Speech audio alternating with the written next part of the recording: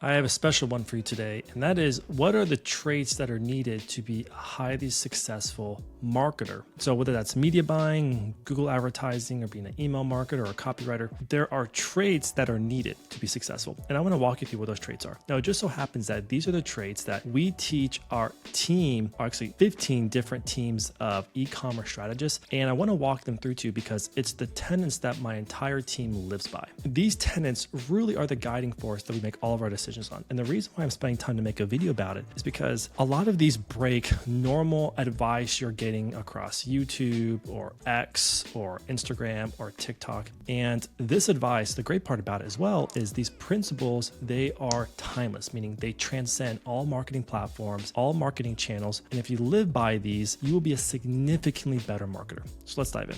So the first one is curiosity. Media buyers, especially as it relates to meta advertising, is there has to be a certain air of curiosity. You can't live by one particular dogma because listen, I've been doing this for 8 years and the strategies that worked 8 years ago don't work right now. And the stuff that works right now, I can promise you won't work in the next few years. But remaining curious allows you to remain humble enough to where you're willing to test new things, explore new things. But frankly, it's what makes you adaptable. Because listen, our line of work is not easy. It's extremely hard because things are never constant. It's never the same. It never is stable. There's always volatility. And so by being curious, it puts you in a frame of mind to where you're okay to go with the change, go with the flow. And that's a big part. Now, the next one is continuous learning. The only way I am as good as I am today is because I never stop learning.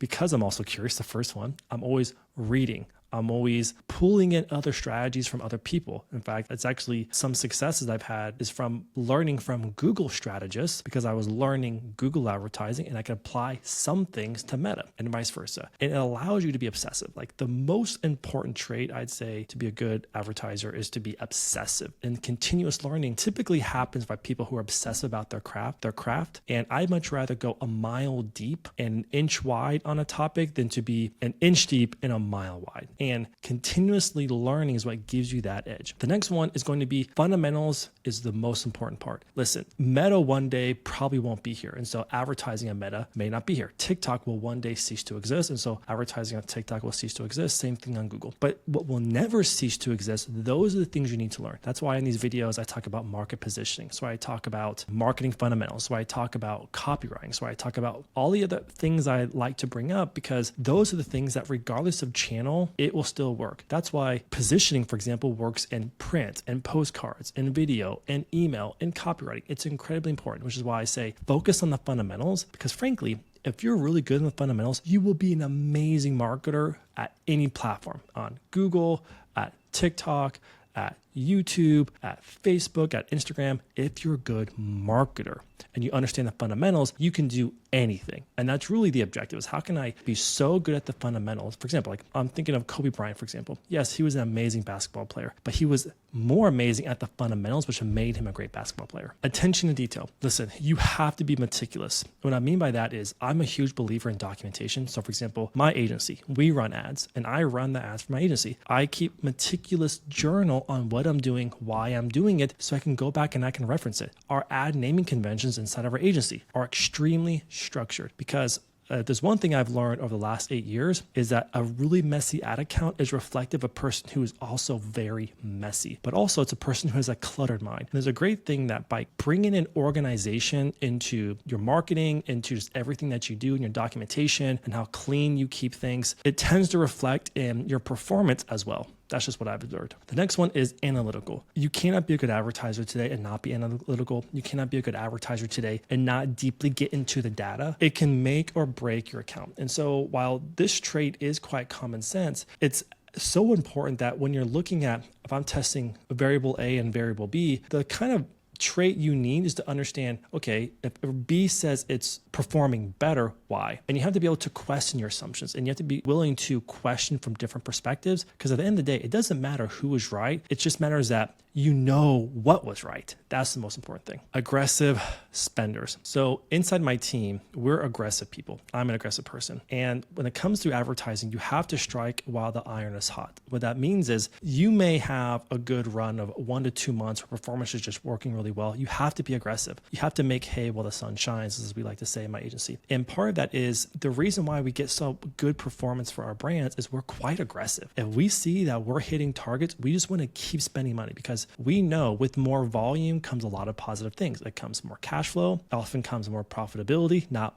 more profit margin, but more overall profit because you're making up that profit margin with more volume. Often comes greater customer lifetime value because if you're willing to accept from a lot of brands a less margin on the first sale, but scale more aggressively, you'll make more net profit overall because a big cohort of those people you just acquired will buy again. Next one is to know your numbers. This is like the cardinal rule. Our team knows products down to the actual SKU, the COGS, the picking and packing, the merchant center fees. And the reason you have to know numbers as that example in that great detail is because that can be the difference between you scaling a campaign profitably or actually scaling a campaign at a loss. For example, I've talked about this on his YouTube channel a lot, and I think I even did a calculator to show you guys that if you don't know your numbers like that, for example, for us, we know COGS and we know even what's the break even in term with a discount, what's the break even if you want like a 10% profit on the first order, 30% profit on the first order. But especially as you're running discounts, there was a brand we worked with that came to us and they weren't making money. They're frustrated, but they're spending a lot of money. They said they just didn't quite understand because they thought the numbers made sense. All to come find out is that they never reset their targets because they were giving a 20% off discount at the beginning. They're actually scaling their ads at a loss. And so that's a big reason why that you have to know your numbers because you should be adjusting those targets. And so you have to know your numbers intimately on the Shopify side, if you're running an e-com brand, on the actual product side, you have to know what is my break even with no offer? What is my break even with a 20%, 30%, buy one, get one free offer? What is my numbers on this product line, that product line, this collection? Because all those change and you have to know your numbers that well so that you can adjust your targets based off that in your scaling targets too. All right. And then scientific approach. Listen, I am a stickler for testing the scientific approach. So what that means is we document, okay, we're going to run this test. Why are we going to run this test? What is the hypothesis? Because at the end of the day, if you don't take the time to do it the scientific way, you're not actually learning because the scientific way is very simple. Is you come up with an idea, what's the hypothesis? You test the idea, you then measure the idea, and then you review what did you learn from it. That is how you get exponential results is when you actually learn from your tests. So many brands and ad accounts that come to us, when we look at it, they run hundreds of tests in the last 6 months. When we ask them, what did you learn? Nothing comes to mind. One, because it's not documented, but two, because they didn't